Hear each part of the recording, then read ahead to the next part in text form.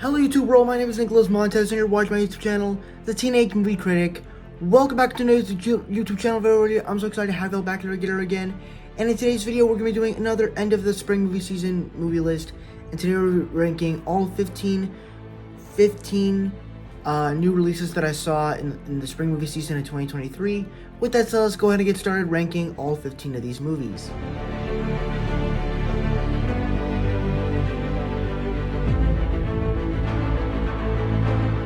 So this was a film that I actually had a great experience going to see because I saw this with my best friend, and when I did this, it kind of started this trend that whenever a new superhero film, whether it was Marvel or DC, up to this point in time, we actually have gone to see almost every upcoming superhero film.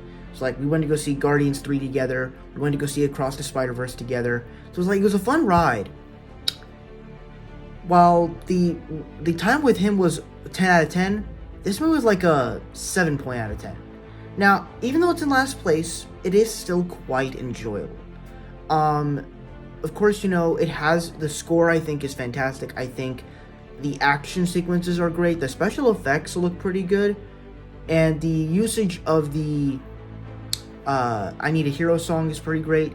The big problem here is that they wasted the characters.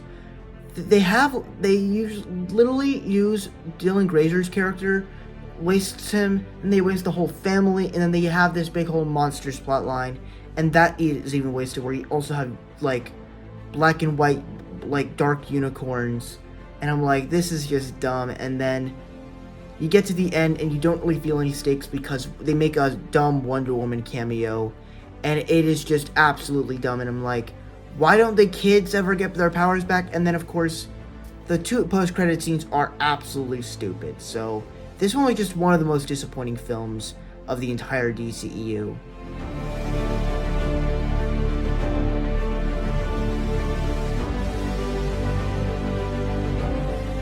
This is a bit of a better film, I guess you could say. It had some enjoyability to it, but I don't really remember it all that much.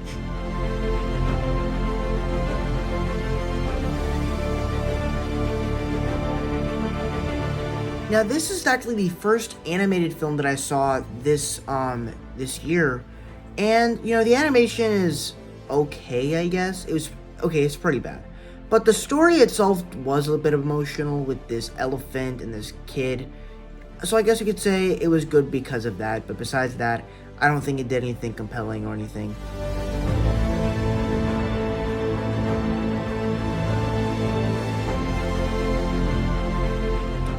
Now, this is another enjoyable film. You know, you have some cool little creature action, while at the same time kind of had characters you care about, but honestly, it was not all that great, if I'm being honest.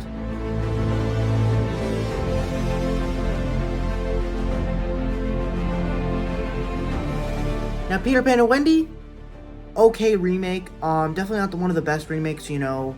I like that they explored a little bit of Captain Hook and Peter Pan's backstory of exactly why aren't they friends. It was some nice little backstory there, but honestly, I wasn't really all that intrigued, so comes towards the bottom of the list.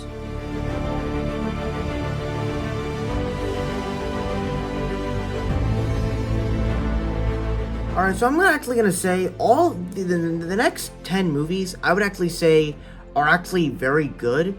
And The Mother is no exception. I actually really enjoyed this movie. It, of course, has some great action, whether it's hand-to-hand combat or gun action. And Jennifer Lopez has a good performance and has a nice emotional story with this daughter of hers, so I enjoyed it a good bit.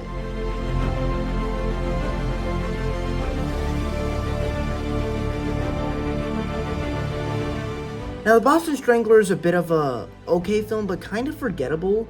I did like the way they told the story, and I did like the way they did certain things, but overall, kind of forgettable, but I did enjoy it, and I did like it.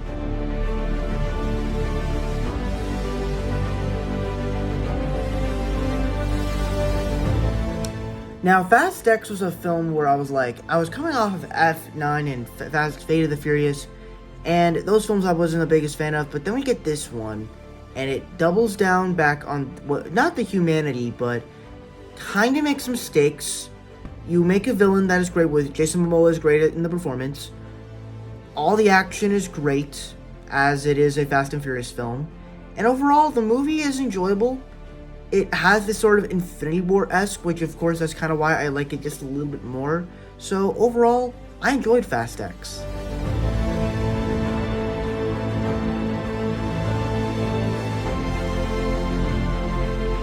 Now, Crater was another film that I actually did like. It had some fun characters. It had a nice story of like them wanting to go to Earth and having this like just evolution story.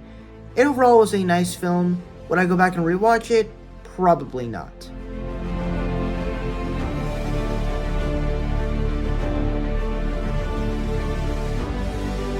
Now, this was one of my most anticipated films of the entire year. From every trailer of this movie that this movie released, I personally really enjoyed this film.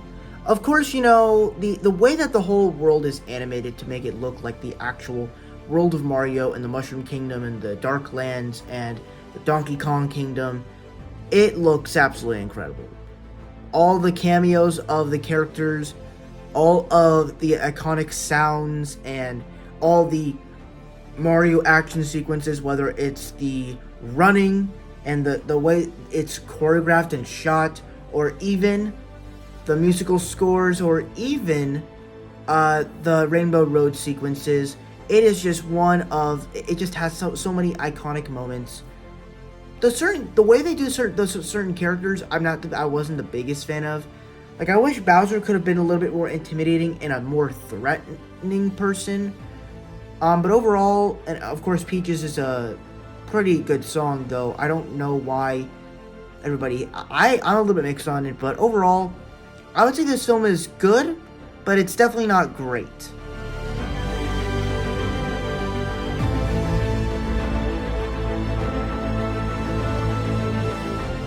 So then we got White Man Can't Jump, the reboot from the other one that came out a couple of years back. And I would say that this is actually a pretty good reboot. It, of course, does the same stuff that you liked about the original film, but what it does so well is that it makes you care about the characters just a little bit more, so you can have a little bit more fun on this adventure. And I really enjoyed that aspect about this film. And honestly, I actually like this movie a lot more than the original film.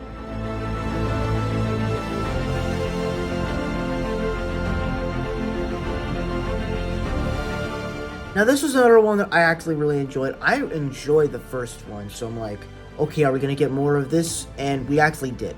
And I would actually say the second one is quite better than the first film, where you care about these characters more, you get to see them more on this adventure, you get a bit more exciting action since they're more experienced, and you just get more of that love story. I don't really remember the humor bits. I don't know if this movie is as funny as the first film, but this one is easily better than the first movie, in my opinion. So I really enjoyed this second sequel.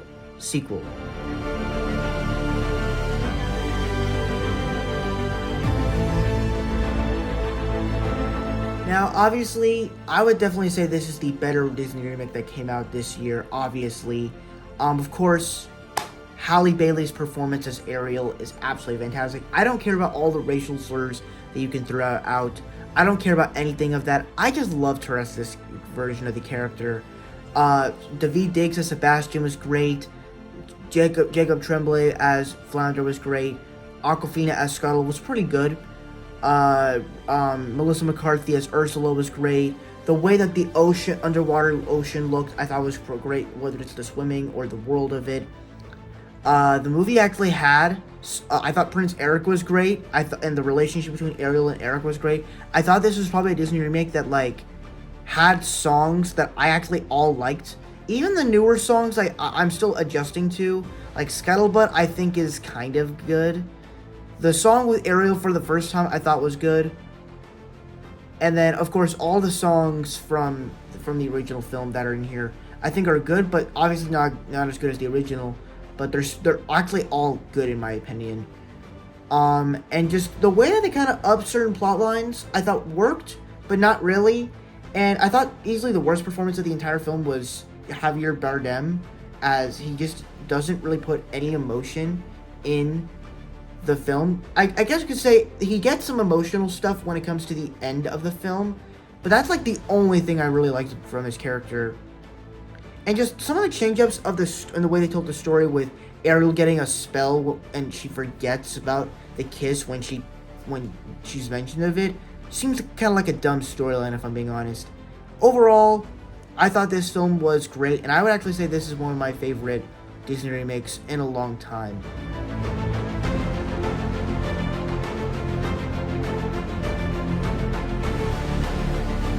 Now, this was so binoculars to me because, if you guys know, I am a huge fan of the first Into the Spider-Verse film. I love that movie, and when they announced they're making a sequel, I was super excited. I just want to know what the story's going to be for this movie, and then we got that first little teaser with Miles Morales Spider-Man fighting Spider-Man 2099, and then we got the second trailer where every Spider-Man in the multiverse is going after Miles. Then we get that third trailer where we kind of get the establishment of the story that being Spider-Man is a sacrifice, and so you gotta let someone die to do it. And then we finally got the movie. And to talk about the positives, of course, the animation in this film. The way that they were able to just go out and do the animation in this film is absolutely fantastic, as they're able to communicate so many different emotions in certain scenes, especially the stuff with Gwen and her father. I thought that was really great. All the character arcs with Gwen and Miles was great. The way they handled the relationships, it feels human, and I really love that. And even with the new characters they added with Pravita Pavakar and Hobie, Spider-Punk, I thought was pretty great.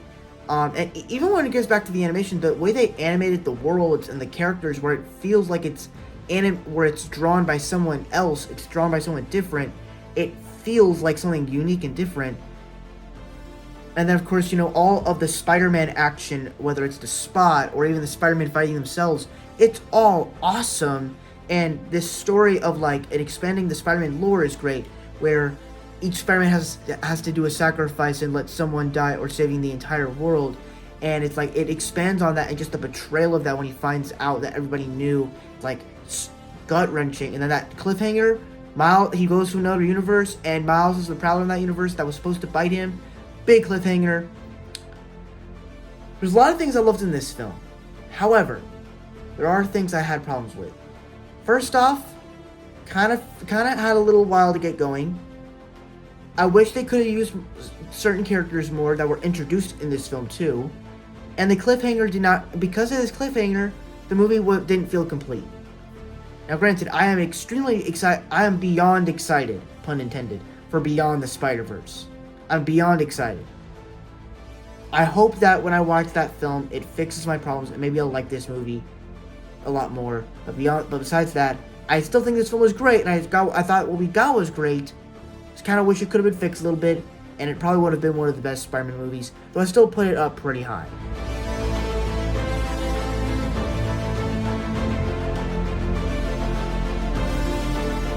Now, I'm honestly shocked that I put a Guardians movie over a Spider-Man movie.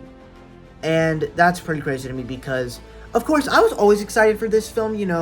I love the Guardians of the Galaxy characters. I loved the first film. And even after watching the holiday special, I'm like, yep, I'm excited for this. And then we got that first trailer back in December, and I'm like, oh yeah, this is great. I can't wait for this. And then we get the second trailer in February, even better. And then we finally got the movie, and it just became something that, just picture this for a second. Across the Spider-Verse, everybody is calling it this masterpiece, and everybody related to it, and they felt so emotional through it. I didn't feel that with Across the Spider-Verse.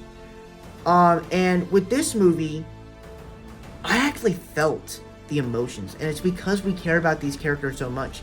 And all of the character arcs that they had and the character development that they had for all these characters was so well done.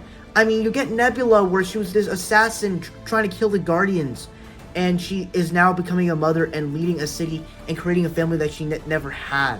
You have Drax, where he's not meant to be the Destroyer, he's meant to be a dad. You have Mantis finally realizing she needs to figure out what she really wants, since she's been going with Ego, then the Guardians, and then saving the universe. Gamora realizing her family is with the Ravagers, not the Guardians. Star-Lord going back to Earth to reunite with his grandpa. Trying to think of some people else. Rocket becomes the new leader of the Guardians along with Groot. Even Groot gets some awesome moments, and honestly, he was a huge highlight as being a supportive character of the entire film. But even Rocket's backstory is absolutely devastating, and even with High Evolutionary, when he gets defeated in the end, you feel that victory, and you just love when he gets defeated. And even the other thing is, it's funny, it is heartfelt, it's emotional, and it's like the fact that you just centered this whole film. It's like, and honestly, this movie kept me hooked. Where it's like from the very beginning, I was hooked, and throughout the entire film, I was just having such a good time. And I tried to see some negatives, but I couldn't, because it was just so good. And I'm the Adam Warlock stuff and the Gamora stuff was pretty bad, but I wasn't really thinking about that when I went into this movie, because I loved everything about it. I was just thinking about everything else that happened in this movie. Great soundtrack, probably some of the best action in the entire MCU. This film is top tier MCU. It is one of the best films since Avengers Endgame. This is great MCU films. I loved Guardians of the Galaxy Volume 3. And that is my ranking of the 15 spring movie season movies. Thank you guys so much for watching. I really hope you enjoyed. Don't forget to like, comment, and subscribe.